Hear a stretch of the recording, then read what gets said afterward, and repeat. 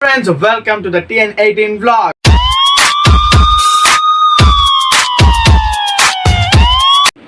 இன்னைக்கு என்ன டாபிக் பார்க்க போறோம் அப்படின்னு பார்த்தீங்கன்னா the Royal Enfield உடைய எலக்ட்ரிக் வெஹிக்கிள்ஸை பற்றி தான் நம்ம பார்க்க போகிறோம். ஸோ அதுக்கு என்ன பேர் வச்சுருக்காங்க அப்படின்னு பார்த்தீங்கன்னா த ஃப்ளையிங் ஃப்ளே. ஸோ இந்த நேமை நீங்கள் எங்கே கேள்விப்பட்டிருப்பீங்க அப்படின்னு பார்த்தீங்கன்னா இந்த நேமுக்கு ஒரு தனி ஹிஸ்ட்ரியே இருக்குது. ஸோ என்ன அப்படி பார்த்தீங்கன்னா இந்த ஃப்ளையிங் ஃப்ளே அப்படின்ற அந்த வெஹிக்கிள்ஸை ராயல் என்ஃபீல்டு எப்போ டிசைன் பண்ணி யூஸ் பண்ணாங்க அப்படின்னு பார்த்தீங்கன்னா நம்மளுடைய செகண்ட் வேர்ல்டு வார் டைம், அதாவது 1940s ரொம்ப லைட் வெயிட்டான வெஹிக்கிள் தான் இந்த ஃப்ளையிங் ஃப்ளேன்றதை நம்ம ராயல் என்ஃபீல்டு கம்பெனி லான்ச் பண்ணாங்க. அண்ட் அது நம்மளுடைய மிலிட்ரியில் யூஸ் பண்ணப்பட்ட ஒரு வெஹிக்கிள் தான். ஸோ இந்த வெஹிக்கிளை மேக்ஸிமம் எந்த பிளேஸ் எந்த பொசிஷன்ஸில் யூஸ் பண்ணுவாங்க அப்படின்னு பார்த்தீங்கன்னா ஏர் ட்ராப் அப்படின்னு சொல்லிட்டு நம்ம கேள்விப்பட்டிருப்போம். ஸோ அந்த மோடில் தான் இந்த வெஹிக்கிள்ஸை மிலிட்ரியில் யூஸ் பண்ணாங்க. இந்த வெஹிக்கிள் லைட் வெயிட்டாக இருந்தாலும் எந்த மாதிரியான பாத்துலேயும் அண்ட் கரடமுடியான பாத்துலேயும் ஈஸியாக போகக்கூடிய அளவுக்கு ரொம்ப வர்த்தபுளாக நம்ம ராயல் என்ஃபீல்டு ரெடி பண்ணி இதை யூஸ் பண்ணாங்க.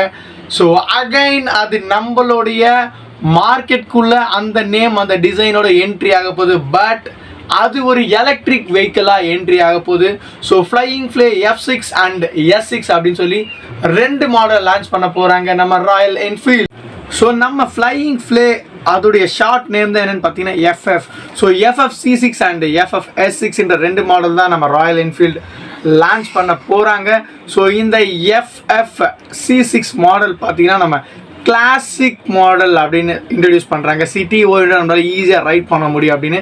ஸோ S6மே இதோட சிப்ளிங் மாடல் தான் சொல்கிறாங்க. ஸோ S6 பார்த்தீங்கன்னா நம்ம ஒரு ஸ்கிராம்பிளர் மாடல் நம்ம அதை எதிர்பார்க்க முடியும். ஸோ அதோடைய லுக்ஸ் அண்ட் ஃபீல் ஸ்டைல் ரொம்பவே அல்டிமேட்டாக இருக்குது. ஸோ ராயல் என்ஃபீல்டு கூடி சீக்கிரமே அதை லான்ச் பண்ண போகிறாங்க. நம்ம FF-C6 மாடல் பார்த்தீங்க அப்படின்னா ஸோ ரொம்பவே கிளாசிக் டிசைன், அதாவது நம்ம 1930s யூஸ் பண்ணப்பட்ட ஒரு கிளாசிக் கிரிட் ஃபோக் தான் நம்ம ஃப்ரண்ட்டில் கொடுத்துருக்காங்க. ஸோ அதோடைய சஸ்பென்ஷனுமே ப்ளஸ் அதோடைய விஷுவல் பார்க்கறதுக்குமே அந்த வியூமே ரொம்ப அல்டிமேட்டாக இருக்குது. Magnesium battery cases and retro டிசைனோட தான் இந்த வெஹிக்கிள் வரப்போகுது. அண்ட் அது மட்டும் இல்லாமல் இந்த பைக்கோட வெயிட் உடைய ஸ்ப்ளிட் பண்ணுற டெக்னாலஜியுமே ரொம்ப சூப்பராக டிசைன் பண்ணியிருக்காங்க Royal Enfield team. Royal Enfield பார்த்தீங்கன்னா VCU அப்படின்னு சொல்லிட்டு ஒரு டெக்னாலஜி யூஸ் பண்ணியிருக்காங்க, அதாவது வெஹிக்கிள் கண்ட்ரோல் யூனிட். ஸோ இது ஒன்றும் கிடையாது. ஸோ நம்ம ஆல்ரெடி இருக்க பைக்கில் இருக்கக்கூடிய EV பைக்கில் இருக்கக்கூடிய சேம் டெக்னாலஜி தான். ஸோ ரைடர் வெஹிக்கிள் ரன் பண்ணுறப்ப ஸ்போர்ட் மோடா இல்லை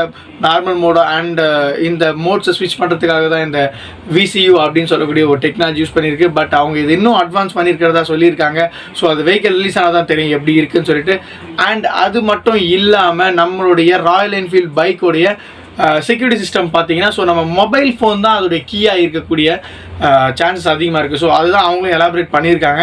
ஸோ வெஹிக்கிள் ஸ்டார்ட் பண்ணுறது, கண்ட்ரோல் பண்ணுறது, ஆன் ஆஃப் பண்ணுறது எல்லாமே பார்த்தீங்கன்னா நம்முடைய மொபைல் ஃபோனில் தான் ஆப்ரேட் பண்ணுற மாதிரி அவங்க செட் பண்ணியிருக்காங்க. மற்றபடி 100 கிலோமீட்டர் இதோட ரேஞ்ச் சொல்லியிருக்காங்க. டாப் ஸ்பீட் பார்த்தீங்கன்னா 115 சொல்லியிருக்காங்க.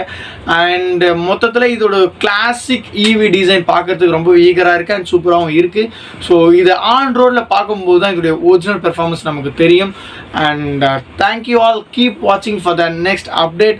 மறக்காம சப்ஸ்கிரைப் பண்ணுங்க, ஷேர் பண்ணுங்க, லைக் பண்ணுங்க. Thank you.